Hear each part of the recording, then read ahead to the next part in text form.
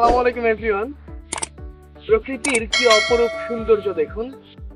আমার সামনে যে গাছটিকে দেখতে পাচ্ছেন এটিকে বাংলায় বলে ফুরুস ফুল।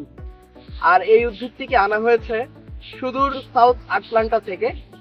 তো এই উদ্ভিদের যদি সায়েন্টিফিক নেমটি বলি সেটি হচ্ছে ল্যাগেরোস্ট্রোমিয়া ইন্ডিকা। তো এই ল্যাগেরোস্ট্রোমিয়া ইন্ডিকা এই উদ্ভিদটি মূলত ফুলের জন্য বিখ্যাত এবং এই ফুলকে দেখেই, ফুলের সৌন্দর্য দেখেই সৌন্দর্য বর্ধক হিসেবে আমাদের দেশে নিয়ে আসা হয়। এবং এই উদ্ভিদের মধ্যে বিভিন্ন অনেক বড় বড় রোগের কিছু ঔষধ রয়েছে। এই উদ্ভিদটি অ্যালজাইমার্স রোগের বিরুদ্ধে ব্যবহার করা যায় এই উদ্ভিদের ফুলকে।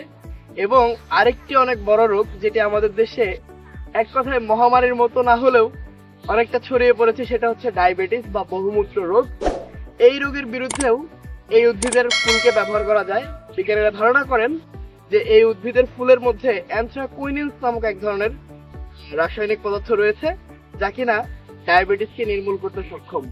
তো আশা করি খুবই সুন্দর, চমৎকার এবং সৌন্দর্যবর্ধক একটি উদ্ভিদ যার কিনা রয়েছে এত ঔষধি গুণাগুণ, এরকম একটি উদ্ভিদের সাথে আপনাদেরকে পরিচয় করাতে পারলাম। তো আজকের মতো এখানেই শেষ করছি। অন্য কোনো দিন দেখা হবে অন্য কোনো গাছের সাথে এবং তার রাসায়নিক গুণাগুণ এবং তার ঔষধি গুণাগুণ সম্পর্কে আমরা আপনাদের সামনে বলার চেষ্টা করব। আজকের মতো এখানে শেষ করছি। আসসালামু আলাইকুম।